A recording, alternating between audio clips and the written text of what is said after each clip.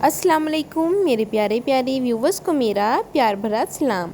आज हम बनाने जा रहे हैं आलू के कोफ्ते। तो चलें फिर ये रेसिपी बनाना शुरू करते हैं। सबसे पहले बिस्मिल्लाहिर्रहमानिर्रहीम।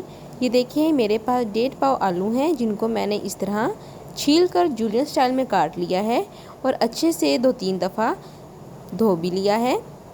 तो ये हम ऐड करेंगे।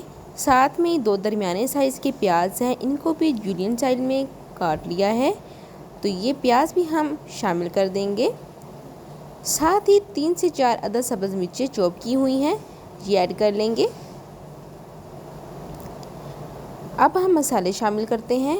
तो यहाँ पर सबसे पहले आधा चम्मच हल्दी, आधा चम्मच दादी लाल मिर्च, 1 चम्मच भरकर खुश्क धनिया पाउडर, आधा चम्मच गरम मसाला, आधा चम्मच ज़ीरा, आधा चम्मच नमक और 1/4 चम्मच अजवाइन ये शामिल करेंगे। नमक और मिर्च जो है वो आप अपने टेस्ट के मुताबिक कम या ज़्यादा कर सकते हैं। मसाले शामिल करने के बाद अच्छे से मिक्स कर लेंगे ताकि आलू और जो प्याज हैं इन पर अच्छे से मसाला जो है वो लग जाए। अब हम शामिल करेंगे बेसन। तो यहाँ पर मैं 1 कप भरकर बेसन शामिल कर रही हूँ। बेसन शामिल करने के बाद अच्छे से मिक्स कर लेंगे। आलू ने अपना पानी भी छोड़ना है, तो आपने पानी ऐड नहीं करना बीच में। तो देखिए अच्छे से मिक्सिंग हो चुकी है और अब मैं हरा धनिया और पुदीना शामिल कर रही हूँ। तकरीबन मैंने 1.5 कप के करीब बेसन शामिल किया है और ये कंडीशन होनी चाहिए। अच्छे से मिक्स हम कर लेंगे। बहुत ही मज़े की हमारी आज की जो रेसिपी है बनने लगी है, आपने कोई पॉइंट स्किप नहीं करना। अब हम कवर करके रख देंगे। दूसरी तरफ लेंगे एक कढ़ाई, इसके अंदर 4 खाने के चम्मच घी शामिल करेंगे। फ्लेम ऑन कर देंगे। घी शामिल करने के बाद जब घी अच्छे से गर्म हो जाए, इसके अंदर शामिल करेंगे 1 चम्मच लहसुन का अदरक का पेस्ट। लहसुन अदरक के पेस्ट को हल्का सा सोटे करेंगे। अब हम शामिल करेंगे प्याज। तो यहाँ पर देखें प्याज़ों को मैंने अच्छे से चॉप किया है। 2 दरमियाने साइज़ के प्याज हैं और इनको अच्छे से आपने चॉप कर लेना है।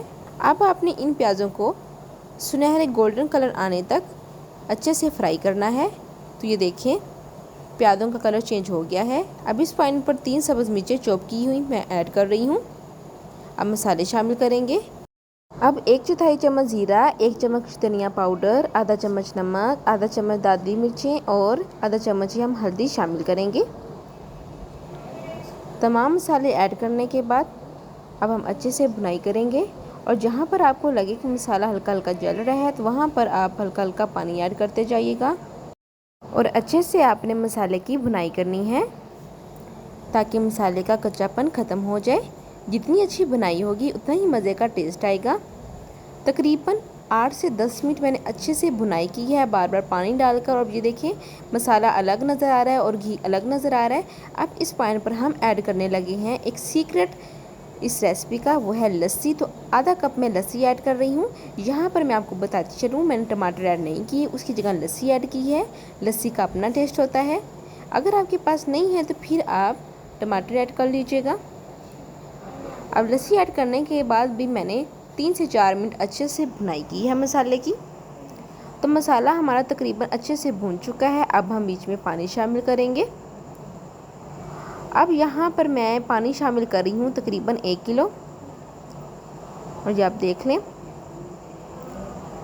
फ्लेम जो है वो हम मीडियम कर लेंगे। अब कवर करके रख देंगे। दूसरी तरफ देखिए जो हमने कोफ्ते का सामान रेडी किया है इसको देखते हैं। अब हम यहाँ पर कोफ्ते रेडी करते हैं। दोबारा से कंडीशन देख लें मेज़े की। अब आपने 1 चम्मच के करीब कोफ्ते का मेज़ा इस तरह लेना है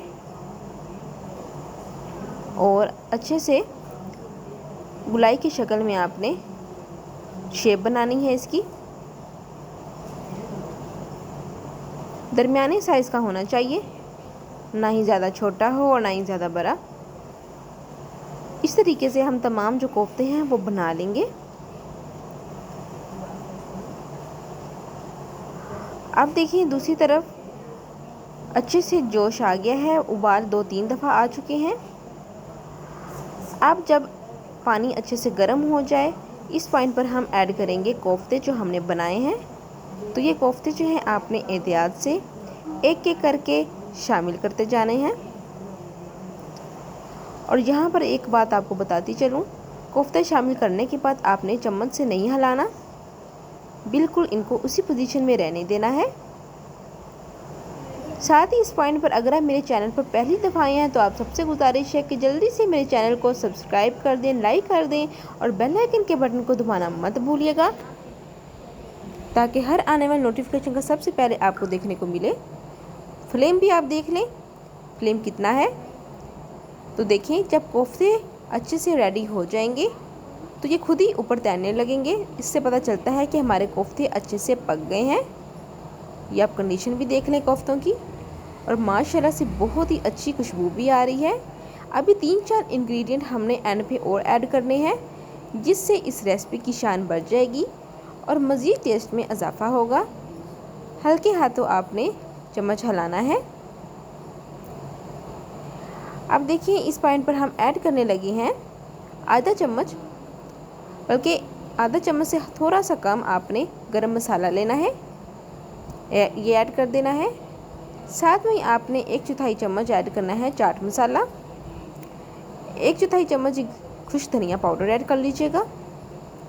साथ में हरा धनिया और पुदीना कटा हुआ ये ऐड कर लीजिएगा हस्बे ज़रूरत। अब अच्छे से मिक्स कर लें और बहुत ही देखिए शानदार सी हमारी रेसिपी तैयार हो चुकी है।